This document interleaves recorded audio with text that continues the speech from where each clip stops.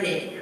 So today we're going to be learning about the history of Veterans Day, as well as talking to a couple of veterans who both served during combat for our country.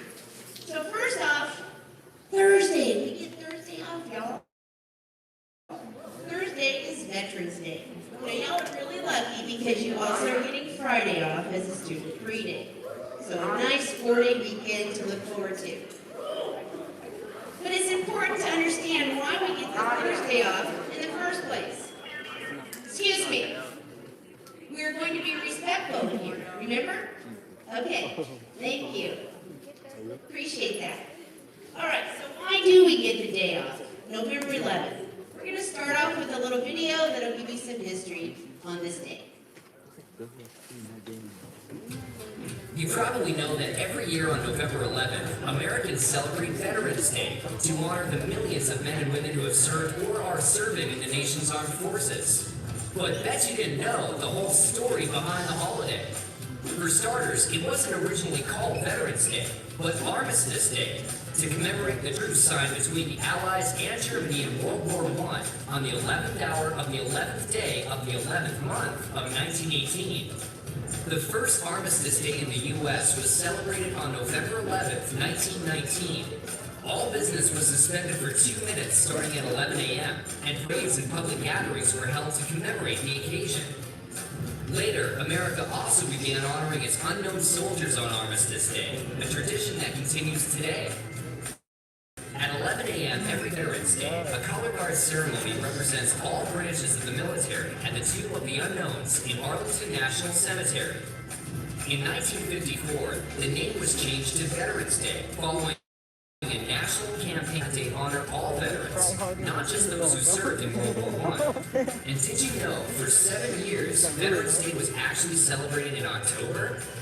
In 1968, moved Veterans Day to the fourth Monday in October, so that government employees could enjoy a long weekend.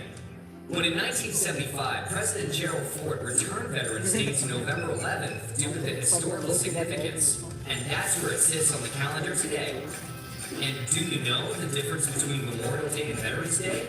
Both of them honor those men and women who have served in the military, but Memorial Day honors America's war dead, while Veterans Day honors all American veterans, living and dead.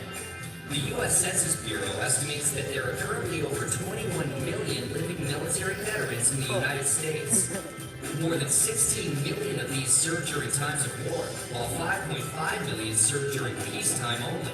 So this Veterans Day, don't forget to say thanks to some of the millions of men and women who have served our country.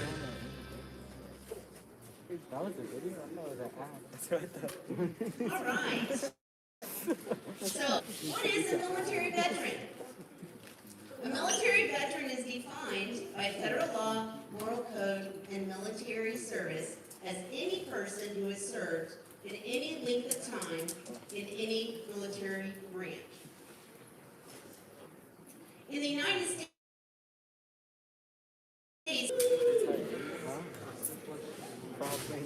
here at Eastside High School, we also have a couple of vets. I want to make sure that we take a moment to share them. Everybody okay? First one, Mr. Joseph Antone. He's a math teacher here at Eastside. Maybe some of y'all know him.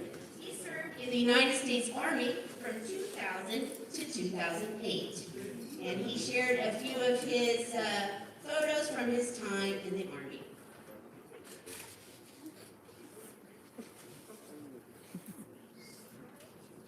Another veteran we have here at Eastside is Parker. If you don't know who Mr. Parker is, he sits at the front desk in the administration office. Mr. Parker, yeah.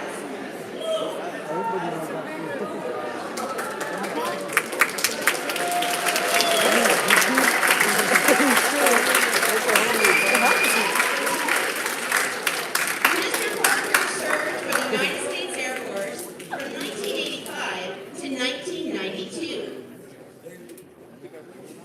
There's another Eastside vet for you.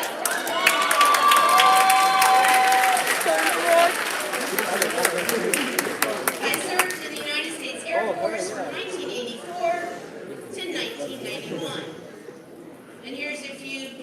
from my military days.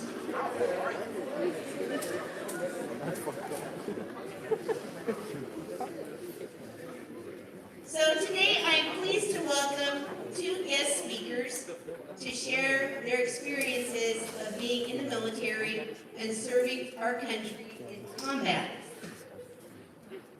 Joshua Coley, who happens to be my son-in-law, served for 6 years in the United States Navy from 2013 to 2020. And my favorite veteran, James Stonerock, my husband. He served also in the Air Force from 1985 to 2007. And at this time, I'm going to go ahead and welcome Jim up to the stage so he can tell you a little bit about his experience in the military.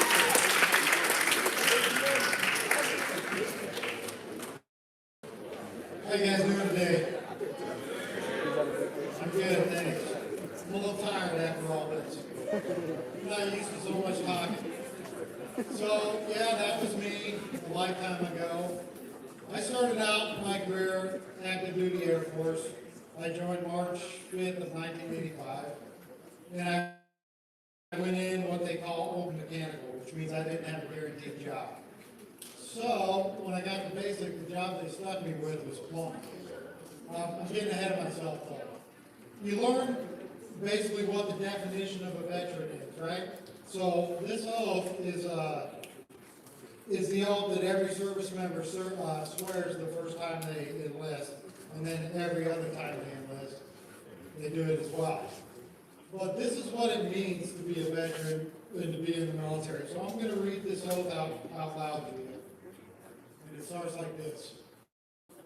I do solemnly swear that I will support and defend the Constitution of the United States against all enemies, foreign and domestic. That I will bear true faith and allegiance to the same, and that I will obey the orders of the President of the United States and the orders of the officers appointed over me, according to the regulations of the Uniform Code of Military Justice, so help me God. So one of the things about this oath is maybe not. Is it working?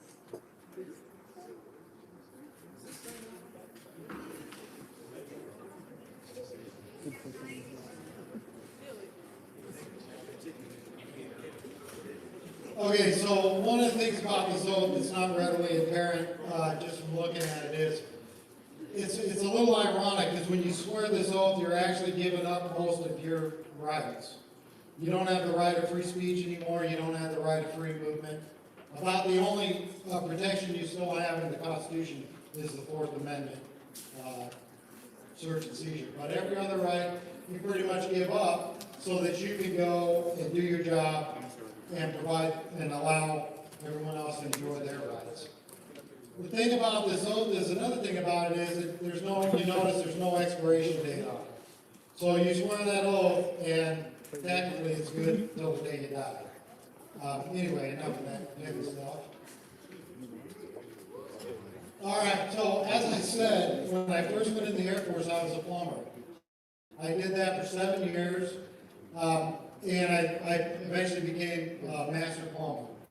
So even to this day, there's nothing plumbing that I can't fix. So I did that civilian for a long time, so that was my first career that the Air Force gave me. My second career, which I started about 7 years after that, was air traffic control. I was looking through the base paper one day. Every base has one. I was looking at the want ads, and there was an ad for air traffic controller. So I thought, what the heck, I'll give it a try. And I've been doing it for 30 years now? 30 years. So when you first get checked out at your first base as a controller and you're working by yourself, you get issued a badge that you wear in uniform. It looks like this minus this part. So you get this. That indicates that you're a journeyman controller. After you go a certain amount of years, you get the star, and after you get 15, you put the wreath. So the goal is to get the wreath, become a master controller, journeyman, so on, and that's what I ended up doing. This radar, which I'll have more pictures of it, but this is just kind of a cool one, was originally built and designed in 1953. We still use it today. I work out of this radar every day, back in Missouri. But we have the ability with this, the reason we're still using it is because they haven't produced one better. This one we can pack up in 72 hours and be anywhere in the United States ready to go. So we have to pack it up, travel, set it up within 72 hours. We've done that once, at all the times we've gone deployed, we were able to get it done once. Okay, this is way back, about 1997-ish. Kosovo, Serbia, all those spots were starting to heat up. It was pre 9/11. We deployed to this air base in Tazar, Hungary. Less than 10 years prior to that, this was a Soviet air base. So this air base we're at was actually had a nuke targeted in it from our country. Just interesting how times change, because now we're there, hopefully they still have the nukes going. We spent 4 months there, and then, of course, 9/11 happened. After 9/11, we were tasked to deploy first to Pakistan, which we did. We stayed there for 3 months. And then we got new orders to forward deploy to Bagram, Afghanistan. And Bagram's been in the news lately because they just shut that base down, and we just left there, right? Well, when I got to Bagram, it was really just buildings and dirt. And compared to what it looks like now, it was not that. Anyhow, this is our radar, the actual radar unit. This is surveillance radar, and that we can go up to 200 miles out, but we generally stick within 60 to 100, just because the targets are bigger that way. And so this brings them in. That brings them into the airport, and then this is called the precision approach radar. And with that, if the weather's really bad, like you've been in bad fog before, you can't see very far when you're driving, it's the same issue for pilots. They can't see, so they can't land. Well, if they can't land, we don't get food or water or mail or any of the nice things that we like to get. So we use that precision approach, and we can pop them down using that radar to within a 2-foot square of where we want them on the runway. And so we're pretty popular when the weather's bad. This is another shot of Afghanistan, 2002. It kind of looks like the valley, right? Except not as many trees. It's kind of the same climate. It gets cold at night, really hot during the day. Oh yeah, this, you'll notice right here I'm standing in a wheel track, and there's a lot of tracks around. The reason you learn how to walk on wheel tracks and mostly only on concrete, because this country's been at war for forever, right? And as a result of that, a lot of ordnance has been dropped, a lot of bombs, missiles, millions of landmines planted. Well, when they drop bombs, they don't all explode. Sometimes they just get buried. And same with landmines. People forget where they're at. It becomes an issue. So you can't walk just in regular dirt like this, because you're taking a chance that you might step on a landmine or an unexploded weapon. If you have like we saw several unexploded 500-pound bombs, which are huge, and they're even bigger when they blow up. The radios you carry, the handheld radios you carry, can set those off. So you have to be really careful, and you have to always, we call it having your head on the swivel. You're always looking around, you're always watching where you're putting your feet. This is another view from the other side of the radar. Laundry tent. We stole a couple of washers and dryers and put them in here. We didn't have any water, so we'd have to fill it up with a bucket, but they'd be scrubbing it by hand. So whenever we go to a bare base, there's no infrastructure, and we're putting a radar and a tower in. So those two facilities, they have to talk to one another, and the way we do that is with cables. We're old school, analog. And so you have to physically run the cables. Well, at Bagram, the runway, there was a runway in between us. We can't tunnel underneath it, so we have to go over the top. Of course, we never bring the tools we need, so we didn't have a jackhammer. We end up using sledgehammers and iron spikes. I think that iron spike is actually a 10-foot. It took us about 12 hours, but we got the hole wide enough and deep enough that we ran our cables and operations commenced. We had A-10s in this base. They would go out and do their business, come back, hang out for the night. Once in a while, when you're deployed, especially if you get to know the special operators, you can have a really good time at the range. This day in particular, they asked us if we wanted to go out, 7 or 8 of us did. We got to shoot M204 grenade launchers, law rockets, multiple hand grenades we got to throw. It was really exciting if you like to do that kind of stuff. There was something else about that you brought up to me.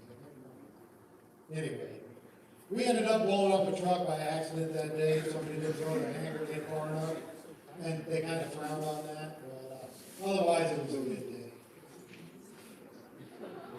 This is what the radar looks like on the inside. This is the surveillance radar. You can't really see it. This is the PAR. And this is about 8 feet. So another story I keep forgetting to tell is, we were on the other side of the runway, so we were the furthest from the base you could be. And just past us was where they blew up all the bombs at night, right? So you'd be sitting in there on a morning, having your coffee, just relaxing. There's nothing to do, so we're just watching the scope. And the tower was supposed to call us down when they would blow those bombs, because they're big and they're loud, and you should be aware of it when it's going to happen. They never would, though. And how you would know it is because the sides of that radar would go in from the explosion, and then it would come out. And when it came out, it took all your air with it, the pressure wave. It was actually pretty cool to experience from a distance. I wouldn't want to see it up close. Anyhow, another thing that Ms. Somrock likes me to point out is, because we were on the other side of the runway, we were outside the coverage of the base security, so we always had to go around armed. This is our Vietnam era, fully automatic M60. You don't know me? Oh, that's what I was gonna mention. The reason the Special Forces guys wanted us to go with them to the range is because nobody has these weapons anymore. They don't make them fully automatic. And they've never shot one. So they wanted all of us to go out there so they could shoot our M60s. We don't have them anymore. They took them from us. So this is Bagram again. These are the mountains around Bagram on the, I don't remember the side, I'm gonna say the west side. Anyhow, they're 11,500 feet tall. And just imagine the skiing, if they ever got this place under control. The skiing would be phenomenal. Very pretty country though. So the rest of the picture is a C-17 departing over men and equipment on a runway that's not safe for anyone. This is not something you typically do at a normal airport. You can do it under certain circumstances. In time of war, you do what you have to do to get everything done. That's one of my favorite pictures of that time. So this is me and my buddy Sean. They hired some locals, this is Afghanistan still, to build these frames for these windows. These frames are simply to put air conditioners in. You can see the plywood we put up, and these are air conditioning ducts. They got these guys in there, and they literally are using Stone Age tools. They got hand saws, string for measuring tape, hand drills, and wooden dowels to put it all together. And yet, these guys did those frames. They were flawless. They were perfect. They fit in there perfect. Just amazing what you can do with what you have on hand. And everywhere we go, we like to meet the friendlies. If they're friendly, these guys were. You know, it was a good time. So when you're gone, when you're deployed for say 4, 5, 6 months, I think it's every 4 months you get 4 days what they call R&R, rest and recreation. You can go anywhere in the area that our airplanes fly to. We chose to go to Turkey because it's a short flight and there's a lot to do and didn't eat up a lot of time traveling. So while we were there, another reason we went there was to buy shotguns because they make really good shotguns. So we were buying shotguns. We met this guy selling shotguns. For the life of me, I can't remember his name, but he was the shotgun salesman and our tour guide. But he was also Turkey's arm wrestling champion for 3 years running. And I tried to beat him. I couldn't do it. He whooped me. So don't ever try to arm wrestle a champ. You can't do it.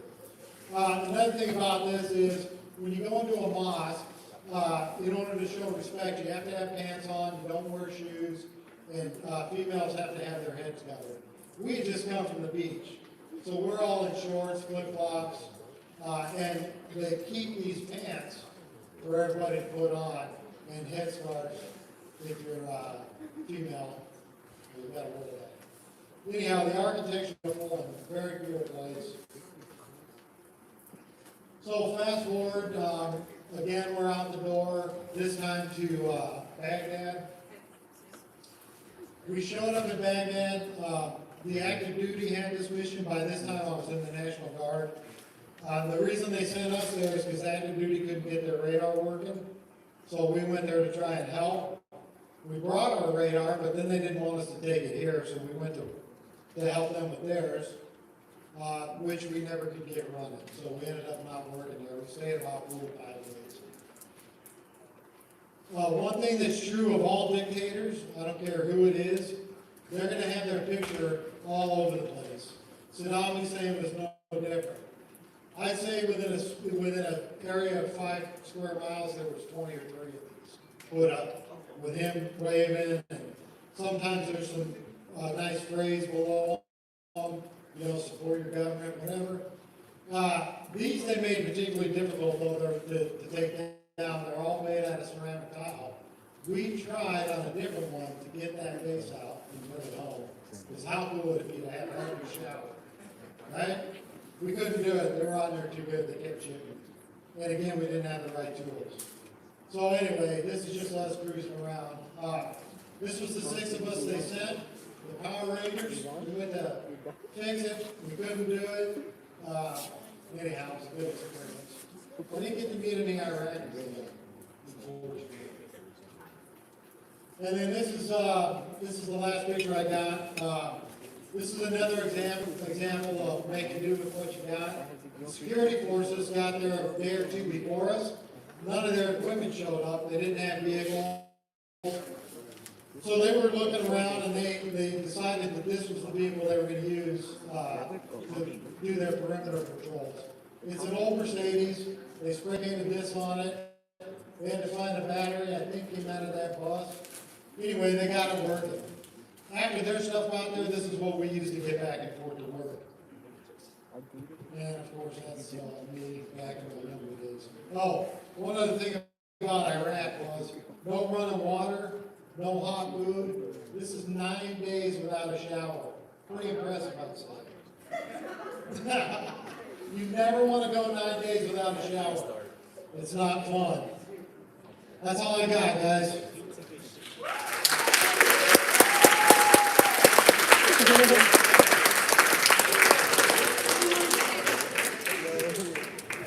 Hello, everybody. My name is Josh. So for 6 years, I was stationed on the USS George H.W. Bush. That's an aircraft carrier. The purpose of an aircraft carrier is to launch and recover aircraft. So this is the opening scene from Top Gun that shows what flight operations looks like.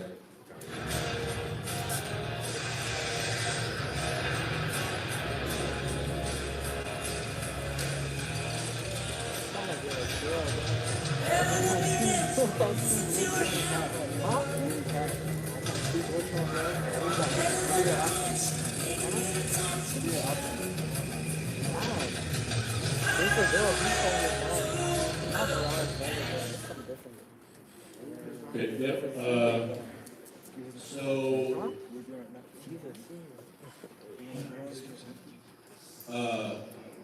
Okay, so this next video is from my last deployment in 2017. That was a 7-month cruise. We crossed the Atlantic, went through the Med, through the Suez Canal, through the Arabian Gulf, which is loaded with pirates, and then up to the Persian Gulf. And the Persian Gulf is where carriers get sent in the Middle East when they're running airstrike missions. Our airstrike missions on this deployment was against Syria. We ended up taking out their entire Air Force in that time. So this is That's just some footage from like slow days on the flight deck. This right here, this is our radar tower. It's called an island, but if Jim was in the Navy as an air traffic controller, he'd be up in this tower.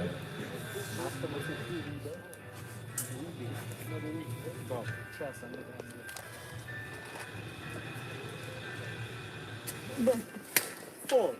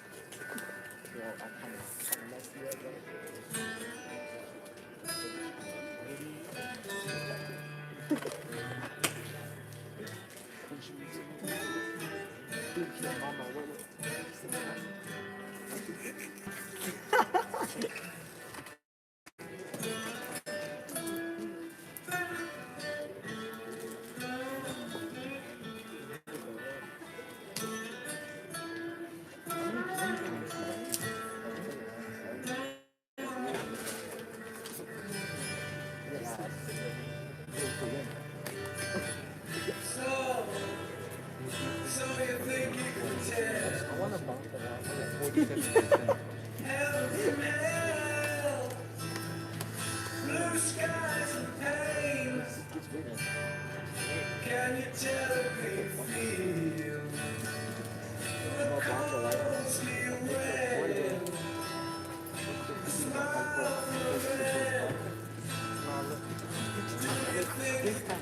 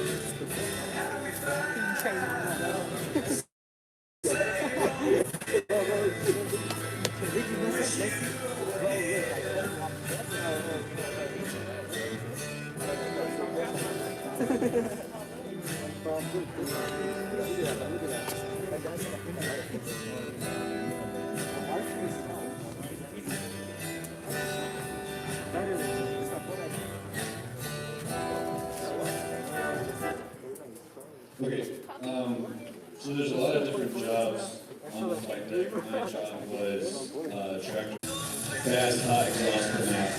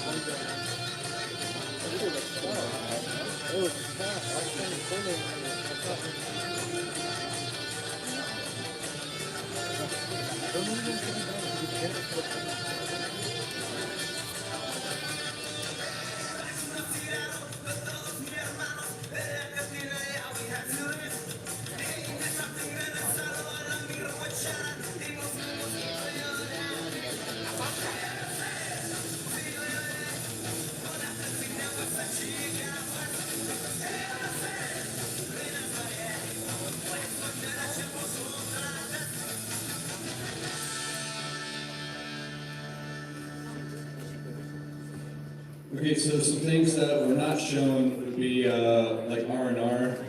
These are some pictures coming back home from my deployments, which is always a very fun time. So R&R in the Navy, when you're on a deployment overseas, you pull into a port about once a month, and that could be any country.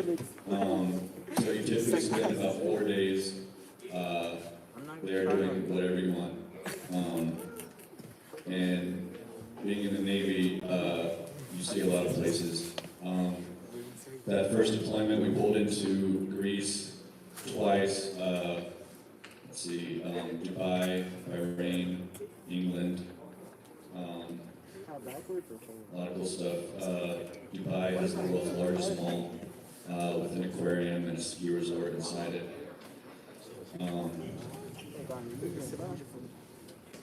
Israel, into Israel too. Yeah, a lot of cool places, a lot of different people you meet. We've gone a lot.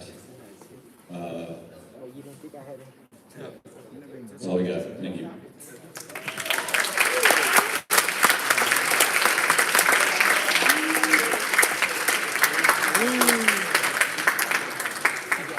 We're not used to talking to 6 classes in a day. They're getting worn out or something. Y'all gotta have some questions for them, make them stay awake. What's TKD? So now you guys all know a little bit about the history of Veterans Day. Now you have the opportunity to ask these 2 war vets some questions. So I'm gonna go ahead and give you the Oh, yeah, some food. I'm good. Oh, I'm not going to go get that.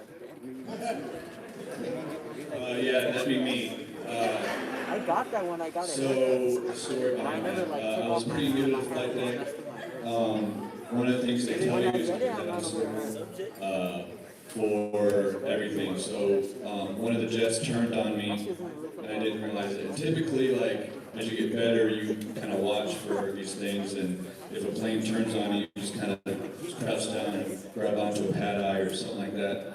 But I had no idea, so I'm walking, and all of a sudden I get caught in the exhaust.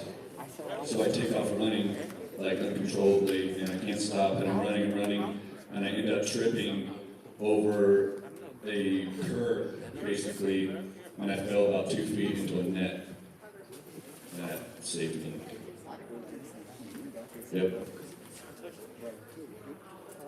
First meal. First meal.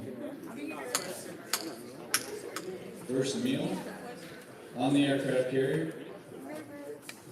First meal, I don't know. It's like normal food, you know? Yeah, Jim knows a lot more about MREs than I do. On the boat, we have a galley and people cook our food and all that. So MRE is called meal ready to eat. It's none of those things. It's barely a meal, it's not ready to eat, and they're not very good. Although, since I was in, they have gotten better. Stay away from the chili I man. didn't brush it. I didn't even brush my hair. Questions? Up top. Yeah, battle stations is in the Navy boot camp. It's basically where you learn how to keep the ship afloat. Yeah.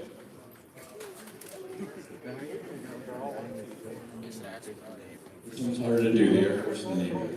There's all different kinds of jobs in the Navy and the Air Force. And I would say that there's different challenges for each.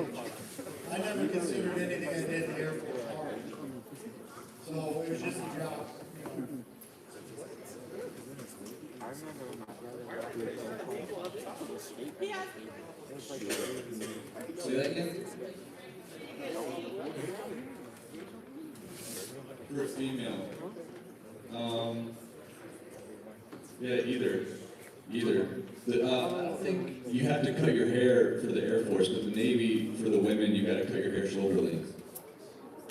And they just changed that rule in the Air Force. Yeah, you don't have to cut it anymore for females. In my unit, I still work for them, as a civilian. We train controllers now. And we probably have, out of 80 people, there's probably 25 females. One of them's my boss, she's my president. I've known her forever. Guys, I know it's getting towards the end of the period and we all want to go home, but be respectful. It's getting so loud we can't even hear the question. Thank you. Together, Should I rock my mostly. hat backwards? The females get stationed with males. You would get stage, yeah, I mean, if you're in the Air Force and you get deployed, it's male, female. You're there. You don't share facilities. You might sleep in the same tent, although I've never seen that even in the war zone, I've never seen them share the same tent. I'm sure it could happen. Yeah, then Okay. you got another war zone? Did I ever have to kill somebody? No. Not directly. Yeah. Not enough. Not enough money. So in the military, you don't get paid based on your job, you get paid based on your pay grade. So you start off as an E1, time goes by, you get E2, you get a little bit more money.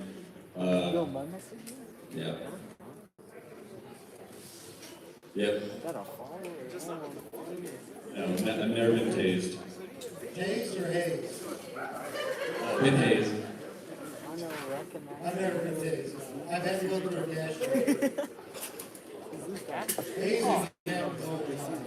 You saw it on the video when we were trying to feed that tractor that guy sleep. Sometimes you go to sleep and wake up with MRE cheeks, background. Pretty harmless. Did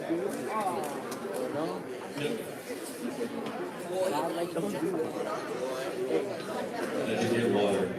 Oh, how do we want to get water? It's funny because the first job I had in the Air Force was plumbing. And what those plumbers do in the wartime is make water. So they can bring their equipment, put it in basically they can put their hose in a sewage bed, and it pumps out clean, fresh water. It's a big filtration. So to answer your question simply, either we have people that make it or they fly it in. And they bring it big balloon. We call it fly it, that's where it is. Red. Favorite what? Favorite part of the job? I mean, it was very exciting. It was the most exciting job that I'll ever have in my life, for sure. It's very fast paced, very dangerous, very wet, very hot. Yeah, good As fast. far as coming home, Yeah, coming home's always great. Yep. How much did you get paid at E1? How much do you get paid as an E1? Those checks aren't that great, dude. you don't want to be there long. Yeah, but those E1 checks are only like 6 months, and then you get E2. So what it's, and another thing is, depending on your job, you might get extra money. Like they probably got hazard pay. Hazard pay, flight deck pay, family separation pay. Yeah, we did things like efficiency pay, where we have to test every car. So it adds up. I think, nowadays, a master sergeant, E7, you're gonna clear between $4 and $5 grand a month. The key with being in the military, especially active duty, is they only tax you on half your pay. So people don't realize how many taxes come out of your paycheck. But when half of it's not taxed, that makes up a huge amount. So nowadays, you actually used to be, you go to the military, you know, you're not gonna get rich, it's gonna itch. But nowadays, you can make really good money doing it, especially if you're young. Yeah, and being in the Navy, you don't get taxed in international waters, so when you go on a deployment, you make pretty good money unless you have a wife that's swimming in it. Yep. So there's showers on the boat. That's pretty standard. Sometimes, so we have what's called potable water. Sometimes that'll run low, and captain will be like, he'll like make a call to say like, he'll like turn off the water for a 24-hour period. Give that bottled water, take some time to refill. The showers thing is more for this guy. We get showers, usually we go to a place and we get showers. Actually, like something, guys. So whatever we can rig up in between that time, like the back room, we had a kitchen sink spray. It was attached to the thing on the roof. Has that shit It was basically full of rainwater for a while. Other times we had no showers for some time. How do you open the movie? Yep.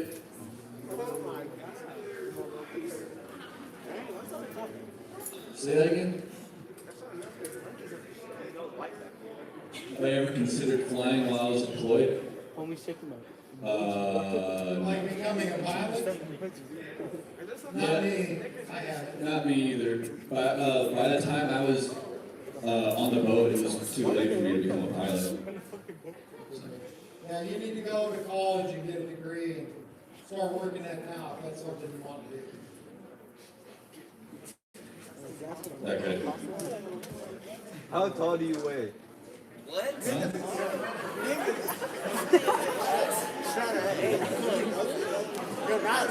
Shut up, say how tall do you weigh? I can't hear that. He said how tall do you weigh? That's what bro said.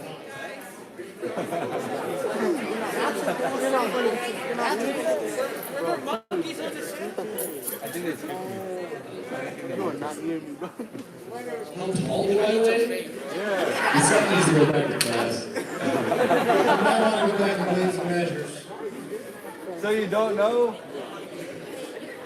Basically, no shit. They didn't ask you the question, dumbass. I'd have to wear a... You're not my friend. I'll take it. Yeah, That's the unique. He's my homie, bro. Yeah. That's the name. You actually are. Yeah. look.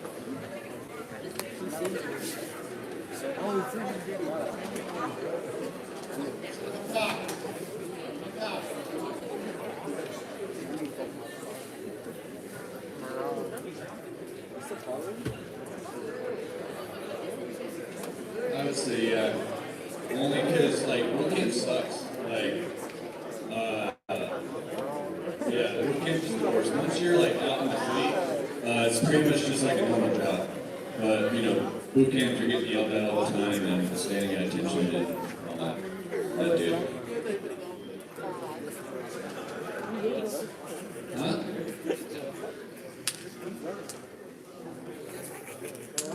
The peanut butter shit? Yeah, dude. Yeah. It'll hurt for like a week. I follow Pretty her. bad. She follows me back. Pretty bad. I have her one. For the Navy, it's 2 months. Boot camp. How long is boot camp? Probably has a lot of This is 6 weeks. Oh, the boogie card, bro. Yep. It's a penicillin shot. It goes like right above your butt. It's really what makes it hurt is it's so thick. So it's just sitting in there. Oh, you're not busy. Look, dick in the butt. Look at my brother. Favorite place I've been on my deployment? I would say Greece. Greece was wild.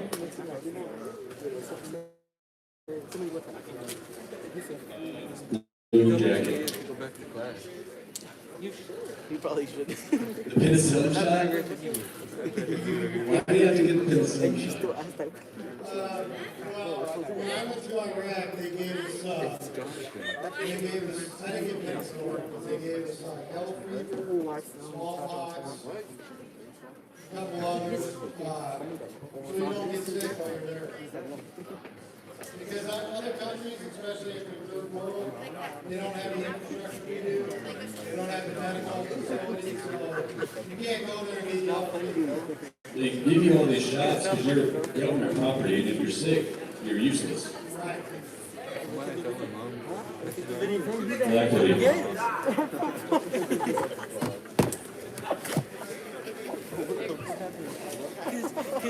See that again?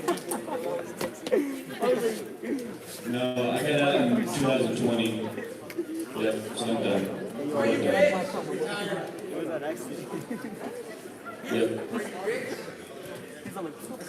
Yeah, you get it. I mean, you take those random drug tests all the time. Yep. He's trying to get up Stephanie. No, but Stephanie said, I thought you were going home. I never said I was going. What persuaded me to go in the Navy or in the military? I was 20 years old. I had just gotten married. I was going to school, but it wasn't really panning out, and I just wanted to get like a jump start on a career with a salary and medical benefits and all that stuff. So that was pretty much my motivation. For me, I wanted to get away from Southern California. I already know. It's really the only thing I can decide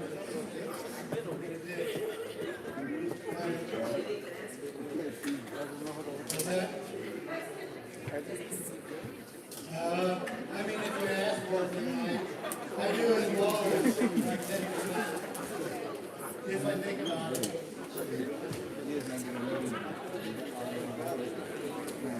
I'm 19. I was 22 when I was rookie.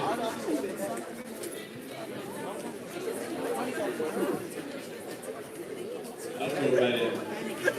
It's the judgment, yeah.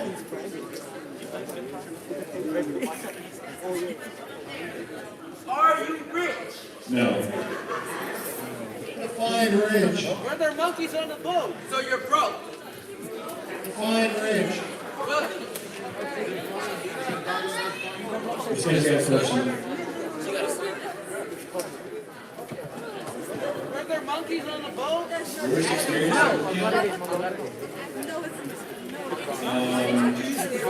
your worst experience at weekend? I got strep throat when I got there. So for the first week and a half, it sucked for me. Were there niggers on the boat? Worst experience for me, yeah, boot camp isn't fun, but it's only 2 months. It's such a short fraction of time. Yeah. I'm with the button, leave my phone. No, give him my shit, give him my shit. Yo, Jesse, on my knees. The first lady, what's her name? Teresa. She got going on our Okay, guys, excuse me. It is way too loud. Very questions. Wait a minute. So before it does, excuse me, please can I ask everybody to give our guests a round